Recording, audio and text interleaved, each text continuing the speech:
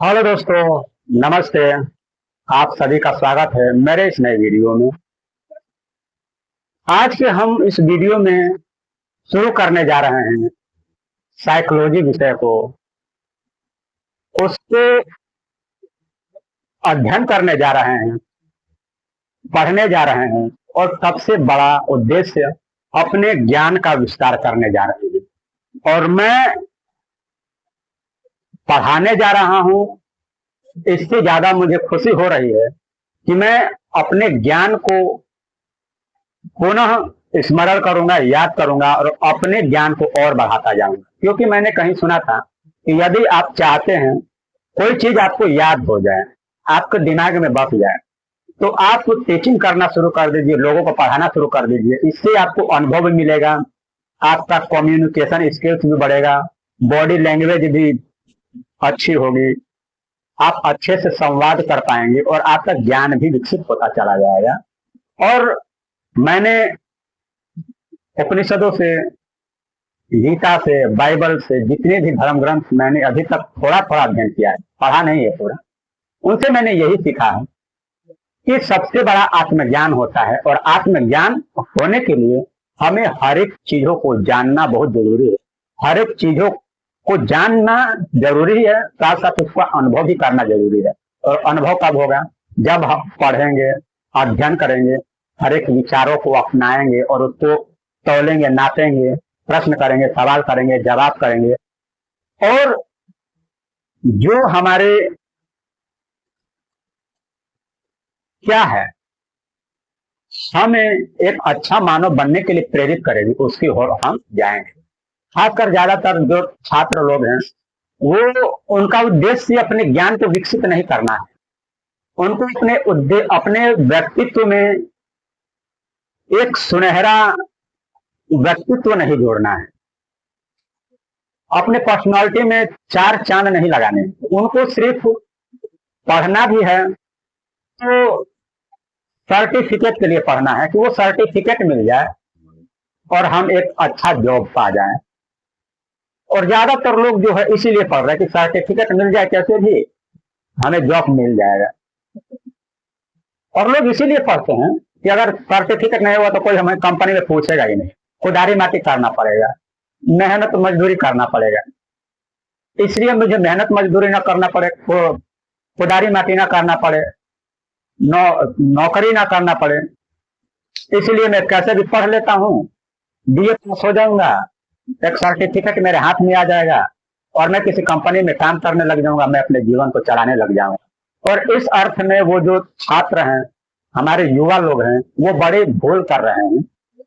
क्यों? क्योंकि जब सिर्फ आप प्रगति पत्र के लिए ही मेहनत करते हैं तो फिर वो कोई उसका महत्व नहीं हो जाता। गीता में भी कहा गया है कि कर्म कर करो लेकिन उसमें ज्यादा आसक्ति नहीं होगी, मत करो। अगर ज्यादा आसक्ति कर लोगे तो आप उसी से बंध जाओगे, और जब उसी से बंध जाओगे तो आपका जो विराट व्यक्तित्व है वो सिकुड़ने लगेगा। और हमारा विराट व्यक्तित्व ना सिकुड़े, इसलिए हमें लगातार ज्ञान को अपने विकसित करना है, लगातार सीखने की कोशिश करना है, लगातार जिज्ञासु होना है। फिर हम क्या कर सकते, अपने व्यक्तित्व में चार चांद लगा सकते। आप सोचिए, यदि हम सिर्फ स्कोर कार्ड के लिए पढ़ेंगे, मेहनत करेंगे, अच्छे नंबर लिया दिए और बाद में हमने अपने ज्ञान को क्या परिमार्जित नहीं किया, उसको बार बार अपने संज्ञान में नहीं लिया, बार बार उसको याद नहीं किया, तो फिर एक समय आएगा कि हम अपने ही बच्चों को, अपने ही परिवार को हैंडल करने में असमर्थ हो जाएंगे। उनको सही शिक्षा नहीं दे पाएंगे, उनको सही राह नहीं दिखा पाएंगे, उनको सही गाइडेंस नहीं हम दे पाएंगे। और वो कुछ सवाल पूछ दे, हमारा उद्देश्य तो था बस प्रगति पत्र लेना, हमें कुछ याद हो या ना हो, हमारा ज्ञान बढ़ रहा है कि नहीं बढ़ रहा है, इससे हमारा कोई मतलब नहीं। तो जब कोई बच्चा पूछ देगा, कोई सवाल पूछ देगा, तो हमें आएगा नहीं, उस समय कुछ नहीं आएगा, लेकिन अहंकार में सीना चौड़ा करके हम ये दिखाने की कोशिश करेंगे कि हमें बहुत कुछ। तो इसी अर्थ में पश्चिमी सभ्यता जो है वो बहुत आगे है, क्योंकि वहां पर ज्ञान को बहुत सम्मान दिया जाता है। और मुझे लगता है कि वो जो ज्ञान जो आ रहा है वो बाइबल के एक पुस्तक है नीति वचन, और उसमें ज्ञान के बारे में बहुत अच्छी अच्छी बातें की गई है कि ज्ञान को बुद्धिहीन और मूर्ख लोग ही उसका तिरस्कार करते हैं। बाइबल में बताया गया है कि ज्ञान को अपने गले का हार बना ले, बुद्धि को अपने सर का मुकुट बना ले, वो तेरी रक्षा करेगी, तेरा पहरा देगी। और उसकी व्याख्या करते हुए कहता है कि मैं उस दिन तुम पे फंसूंगी जब तुमने मेरी सम्मति नहीं चाही, तुमने मुझे तुच्छ जाना, उस समय मैं तुम्हारी विपत्ति पर हंसूंगी। और मैं सजेस्ट करूंगा कि आप कोई भी हो, आपका उद्देश्य एक फुटे से बनकर रह जाना नहीं होना चाहिए। अगर एक फुटे से बनकर रह गए तो आप गाय से ज्यादा कुछ है नहीं, और जाहिर सी बात है कि आप गाय है नहीं, आप है मनुष्य। अगर हम बात करें, एक मैं कुछ समय पहले चूड़ीमणि नामक ग्रंथ पढ़ रहा था, तो उसमें बता रहा था कि मनुष्य का जीवन बहुत दुर्लभ है, और इस जीवन में मनुष्य को ये जीवन इसलिए मिला है कि वो अपने जीवन को एक सही दिशा में लगा सके, सही राह पर अपने जीवन को चला सके, मतलब कि आध्यात्मिक उन्नति कर सके। बाकी अगर योनि में वो मनुष्य है तो उसमें सिर्फ अपने कर्मों का फल भोगना है। लेकिन ये जन्म जो है बहुत ही सुंदर, बहुत ही प्यारा, बहुत ही अच्छा, श्रेष्ठतर जन्म है। तो इस जन्म में हमें पशुओं की भांति शरीर से बनकर नहीं रहना। और जो व्यक्ति शरीर से बनकर है, परंपराओं से बनकर है, रीति रिवाजों से बनकर है, आंधी मान्यताओं से बनकर रहा है, वो हमेशा ज्ञान का वो तिरस्कार करेगा। वो हमेशा लगातार खोज को, जो लगातार व्यक्ति खोज करता है उसको वो गाली देगा, उसको हीन दृष्टि से देखेगा। और कई ऐसे महान कई ऐसे लोग भी हैं जो कहते हैं कि तुम्हारा विज्ञान ये कर सकता है क्या, विज्ञान वो कर सकता है क्या। आप विज्ञान का अपमान कर रहे हैं। अगर आत्मा को विज्ञान प्रमाणित नहीं कर सकता तो क्या शास्त्र भी इसके प्रमाणित कर सकते हैं क्या? नहीं कर सकते।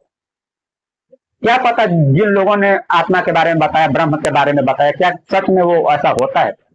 क्या हुआ होगा? वो होगा, उनके लिए होता होगा, उन्होंने अपना अनुभव किया होगा, अपनी मेहनत की होगी, अपने रिसर्च की होगी, अपने ज्ञान लगाया होगा, तो उन्होंने जाना। लेकिन हमने मेहनत नहीं किया, रिसर्च नहीं किया, ध्यान नहीं लगाया, कुछ नहीं किया, तो हम भी क्या अंधकार में हैं? अंधकार ही में।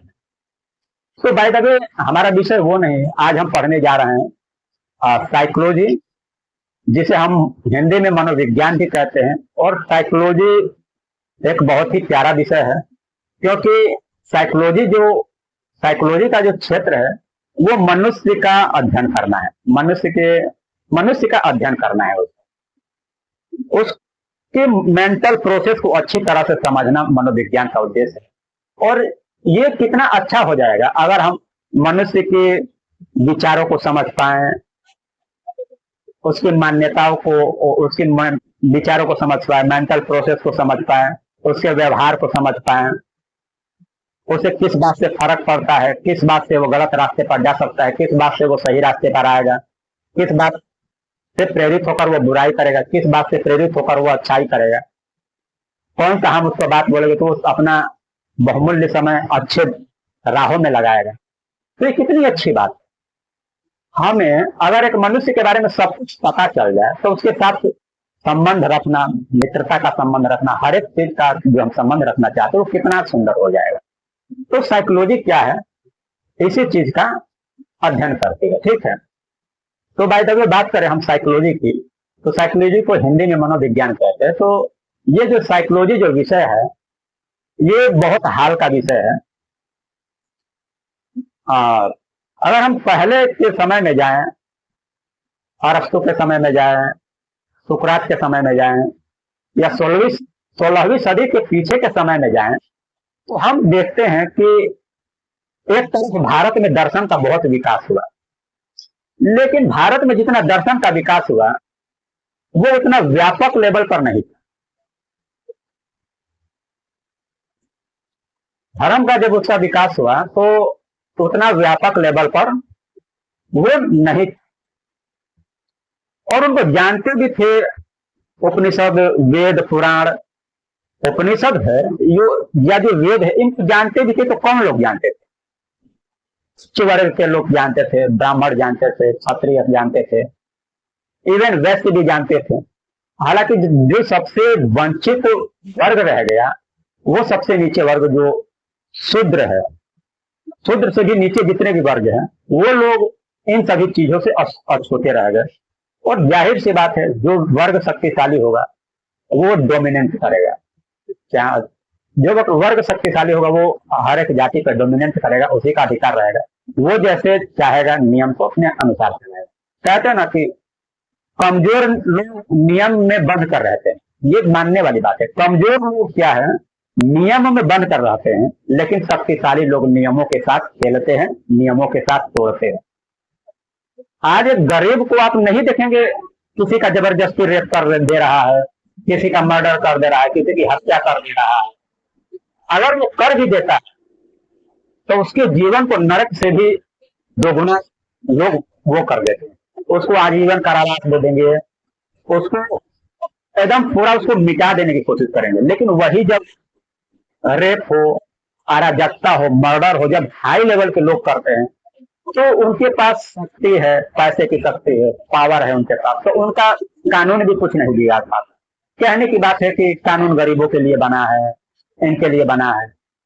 कानून से गरीबों का कोई फायदा नहीं हुआ है। आज इतिहास उठा कर देखिए तो गरीबों का कोई फायदा नहीं, नाम था। गरीब लोग नियम से डरते रहते हैं, अमीर लोग नियम को तोड़ देते हैं, और सरकार भी उनका बाका नहीं। क्या करते हैं, ज्यादा से ज्यादा जेल में रखेगी, और जेल में रखने के बाद उनको वीआईपी ट्रीटमेंट देगी, वीआईपी की तरह रखेंगे, और कुछ समय के बाद वो छूट जाएंगे। तो क्या है, शक्तिशाली लोग नियमों के साथ खेलते हैं, कमजोर लोग नियमों में रहते हैं। और कमजोर लोग इतने गरीब हैं, इतने कमजोर हैं कि वो कुछ कर भी नहीं सकते, उनके पास कोई चारा भी नहीं। अगर कर भी दो तो उनका जीवन क्या है, जीवन भर काल कोठे में बीतेगा। और वो शक्तिहीन है तो उसका कोई मदद भी नहीं करेगा। कौन शक्तिहीन की मदद करेगा? सब कोई अच्छे थाली में भोजन करना चाहता है, कोई भी। तो क्या, तो जैसे ही हम जैसे ही हम साइकोलॉजी का अध्ययन करते हैं, हम इतना समझ पाते हैं कि एक मनुष्य का व्यवहार कैसा होता है, तो वो कैसे सोचता है, कैसे समझता है। बाय द वे, आइए हम बात करते हैं साइकोलॉजी शब्द। तो साइकोलॉजी जो शब्द है ये अंग्रेजी का PSYCHO, साइकोलॉजी।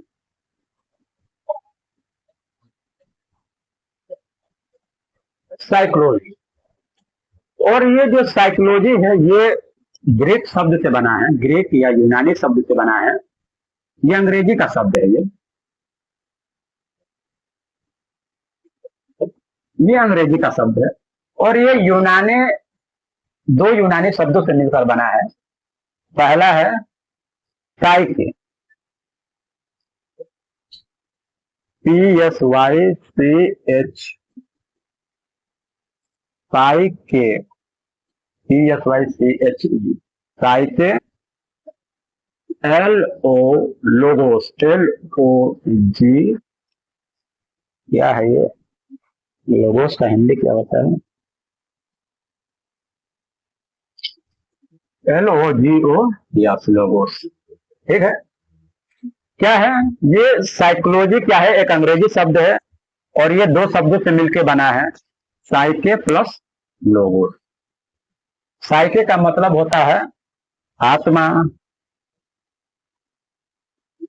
लोगोस का मतलब होता है अध्ययन,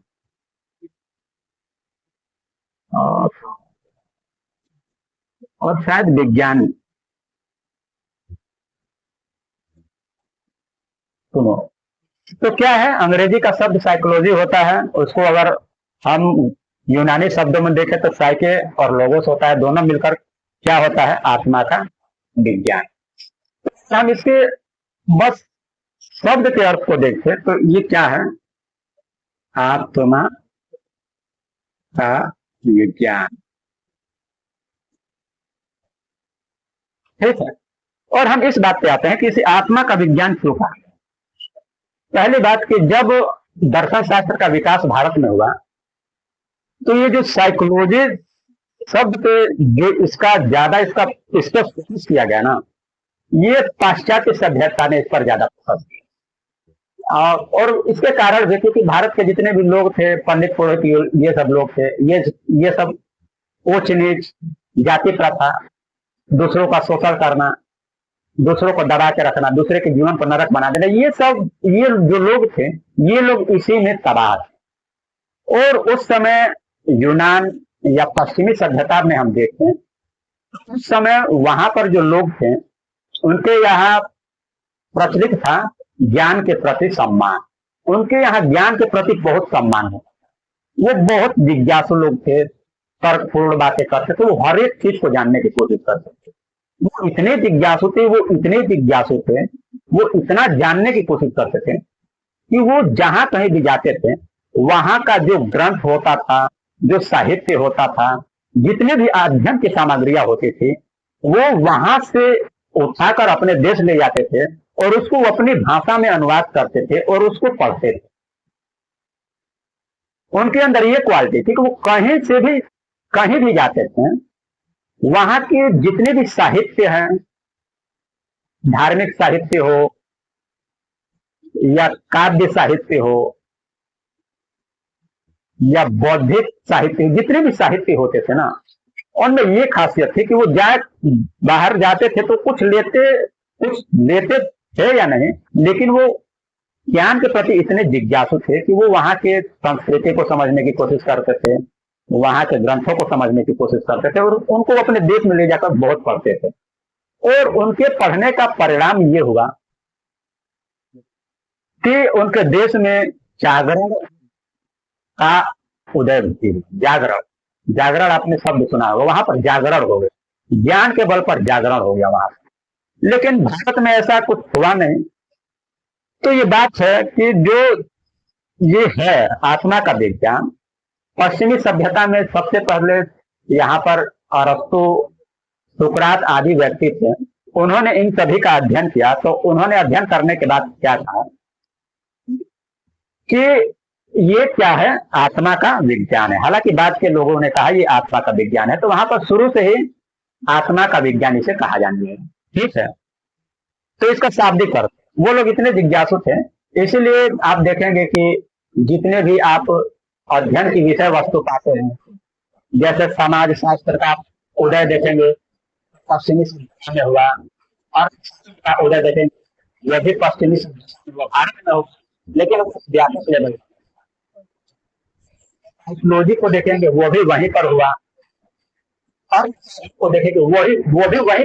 मानव शास्त्र का जितने भी विषय आप नए नए अध्ययन की सामग्रियां देख रहे हैं, फिजिक्स, केमिस्ट्री, मैथ, बायोलॉजी, ये सब पश्चिमी सभ्यता में हुआ, क्योंकि वो इतने जिज्ञासु थे कि वो हर एक चीज को जानना चाहते थे।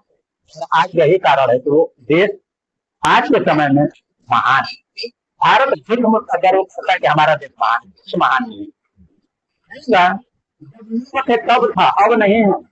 जब लोग थे वैसे तब महान, अब इसे महान नहीं कहा।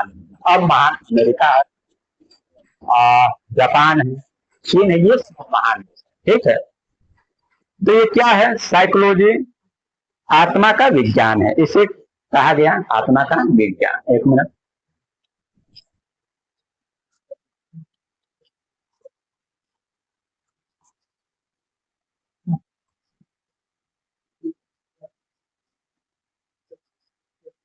और ये तो था साइकोलॉजी शब्द का अर्थ, उसे आत्मा का विज्ञान कहा गया। अब हम अपनी भाषा में देखते हैं, हम अब इसे अपनी भाषा में मनोविज्ञान कहते हैं, मनोविज्ञान।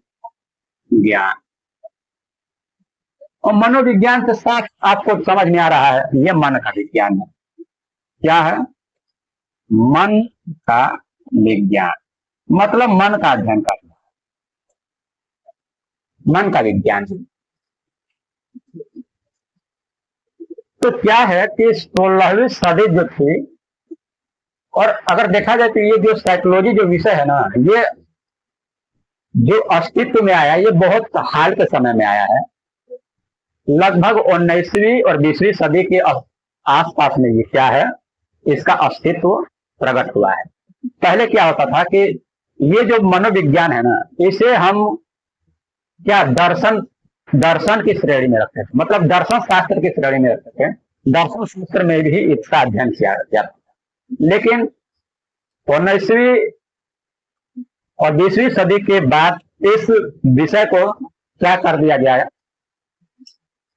दर्शन शास्त्र से अलग करके इसे एक अलग विषय का रूप दे दिया गया और उसी समय से हम इसे एक अलग विषय के रूप में समझते हैं, जैसे फिजिक्स हो गया, केमिस्ट्री हो गया, मैथ हो गया, बायोलॉजी हो गया। ठीक है, तो अगर हम देखें तो 16वीं सदी से लेकर 19वीं सदी तक इसमें कुछ कुछ परिवर्तन हुए।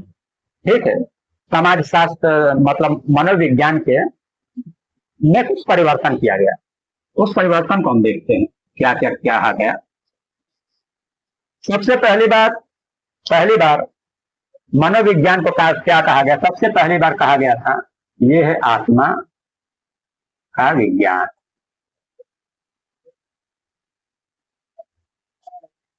ठीक है, दूसरी बार इसे क्या कहा गया था?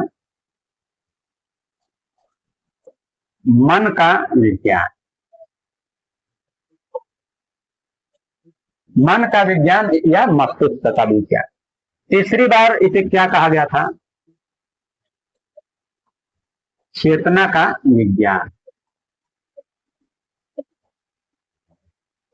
और सबसे लास्ट बार इसे क्या कहा गया था? व्यवहार का विज्ञान।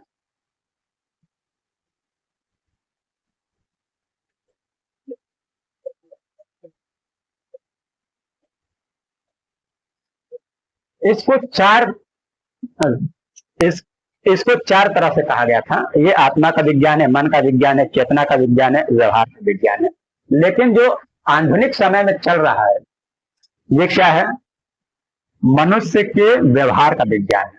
ठीक है, अब ये जो है अब ये इसी रूप में चल रहा है। आत्मा का विज्ञान क्या है, इस पर अगर हम बात करें तो आत्मा को आज तक कोई जान ही नहीं पाया, कोई नहीं जानता है। जो दावा करता है आत्मा ये है, वो है, फलाना है, ढिकाना है, ऐसा है, वैसा है, कोई आकार नहीं है, असल में ये अध्ययन का विषय है ही नहीं। आत्मा कहा जाता है, अगर उपनिषदों में कहो तो आत्मा इतना सूक्ष्म है कि इसका अनुभूति करना बहुत ही असंभव की बात है। हर मनुष्य इसका अनुभूति नहीं कर पाता है। इसके लिए बहुत गहरे ध्यान की जरूरत है, बहुत अध्यात्म की जरूरत है, बहुत महान लोगों की इसकी जरूरत है जो इसकी आपको अनुभूति करवा सकते हैं।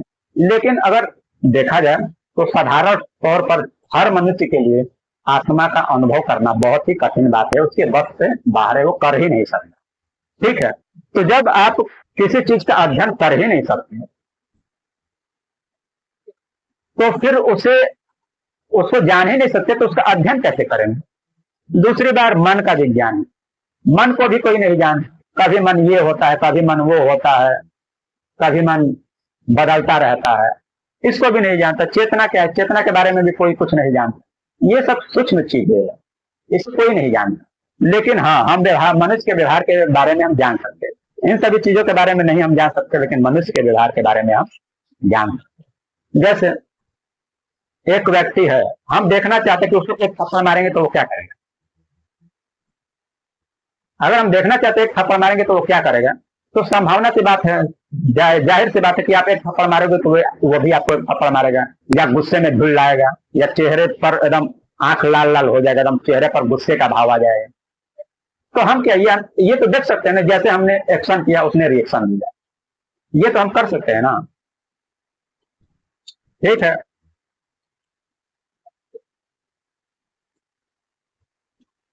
अब हम किसी को कड़वी बात बोलेंगे तो हम ये तो देख सकते हैं कि मेरी कड़वी बात से ये किस तरह से रिएक्ट करेगा, ये किस मतलब ये किस चीज की तरफ आकर्षित हो सकता है, हम ये जान सकते हैं ना।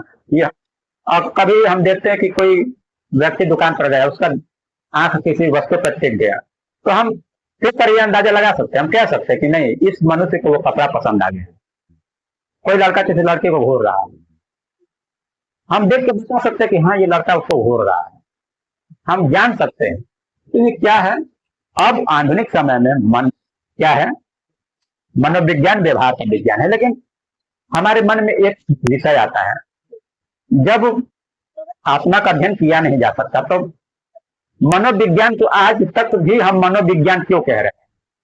जब मन का हम अध्ययन कर ही नहीं सकते तो मन को आज तक हम मनोविज्ञान को मतलब मनोविज्ञान को हम मनोविज्ञान क्यों कहते हैं, जब हम मन को अध्ययन कर ही नहीं सकते। चेतना का जब हम अध्ययन ही नहीं कर सकते तो उसको आज तक हम साइकोलॉजी क्यों बोलते आए हैं? आज तक हम उसको व्यवहार का विज्ञान क्यों नहीं बोलते? हम बोल सकते हैं study of human nature, subject का नाम ये होना चाहिए, स्टडी ऑफ ह्यूमन नेचर, ये सब्जेक्ट का नाम होना चाहिए। लेकिन हम अपने पूर्वाग्रहों से बने हुए हैं, तो आज तक हम क्या, आज भी उसको हम साइकोलॉजी कहते हैं, मनोविज्ञान कहते हैं। लेकिन आज होना चाहिए, बदलना चाहिए, हम उसे क्या कहें, का स्टडी ऑफ ह्यूमन नेचर, ये हम कह सकते हैं। इस विषय का नया नाम ये होना चाहिए। लेकिन कहीं ना कहीं लोगों को ये होता है कि शुरुआत में जो बातें कह दी गई पूर्वजों से चली आ रही है, शुरुआत में इसी नाम से इसका नामकरण हुआ, तो वही नाम आज तक बना हुआ चला आ रहा है। तो अब हमने बात किया कि मनोविज्ञान के कुछ उदाहरणों को देखा, अब हम बात करते हैं मनोविज्ञान है, ठीक है।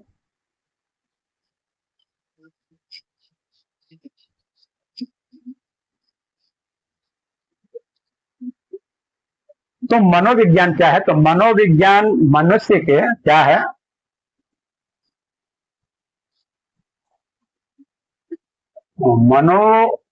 मनोविज्ञान क्या है, मनुष्य के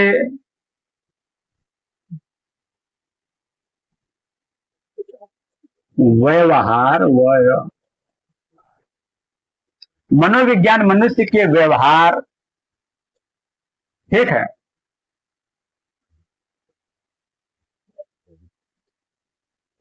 क्रियाकलाप को, मनोविज्ञान क्या है, मनुष्य के व्यवहार, क्रियाकलापों और उसके मानसिक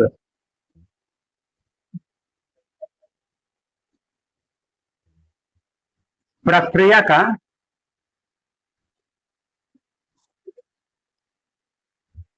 अध्ययन करना है। क्या है? मनोविज्ञान मनुष्य के व्यवहार क्रियाकलाप और मानसिक प्रक्रियाओं का अध्ययन करना है। मतलब उसकी मानसिक प्रक्रिया क्या है, उसकी मेंटल प्रोसेस क्या है, उसका दिमाग कैसे काम कर सकता है, उसका दिमाग कैसे काम कर सकता है। वो जब उसका दिमाग काम करता है तो वो किस तरह का क्रियाकलाप करता है, किस तरह की भाव भंगिमा दिखाता है। जैसे एक थप्पड़ लगता है तो किस तरह का चेहरा बनाता है, कैसे आंख लाल लाल दिखाने लगता है, कैसे शरीर कांपने लगता है, कैसे घूसा तानने लगता है, ठीक है। और उसके व्यवहार का अध्ययन है, यही है मनोविज्ञान। और आसान भाषा में समझे तो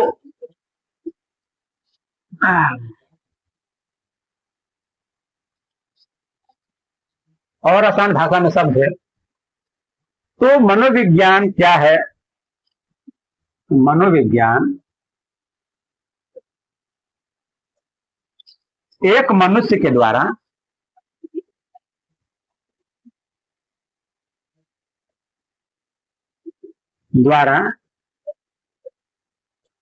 दूसरे मनुष्य के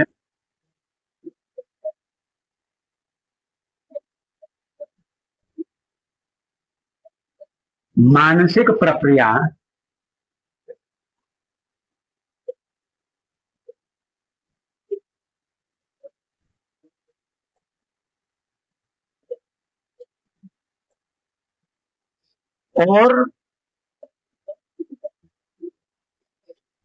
और उसके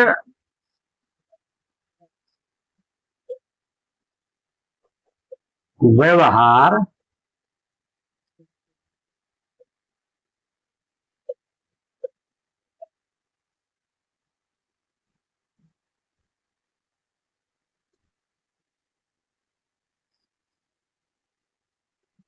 का अध्ययन है। क्या है?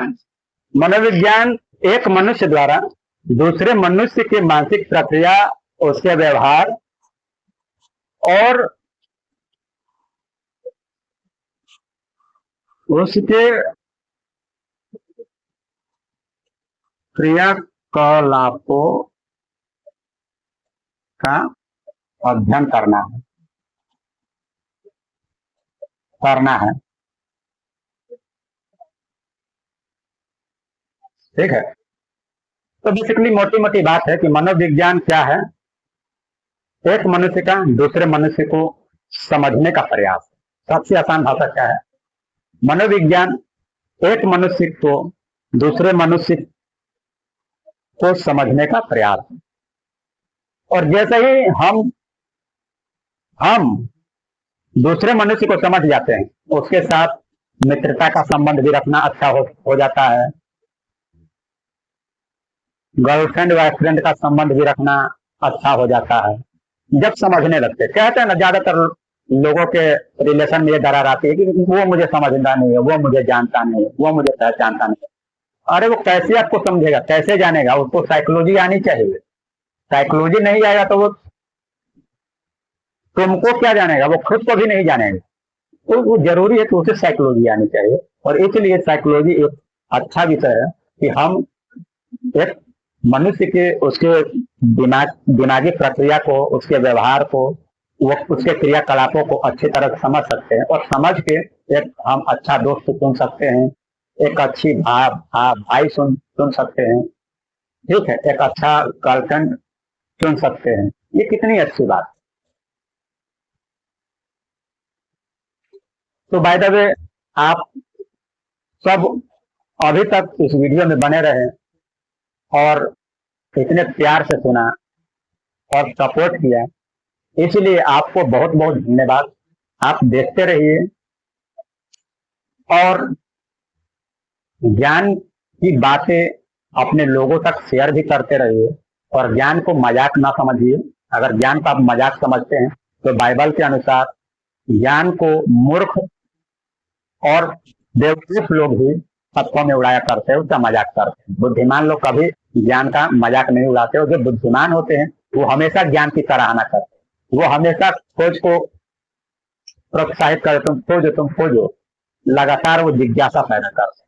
लेकिन मूर्ख लोग जिज्ञासा मारते हैं, लोगों के विकास को रोकते हैं, उसको ज्ञान प्राप्त करने में उसके रास्ते में बाधा देते हैं। लेकिन हमें ऐसा नहीं होना है। हमें ज्ञान को बढ़ाना है और समाज में एक जागृति लानी है। इतने प्रेम से सुना, आपके लिए धन्यवाद। फिर हम किसी नए वीडियो में फिर से साइकोलॉजी के विषय पर हम बात कर रहे हैं। तब तक के लिए नमस्कार, प्रणाम, आदाब।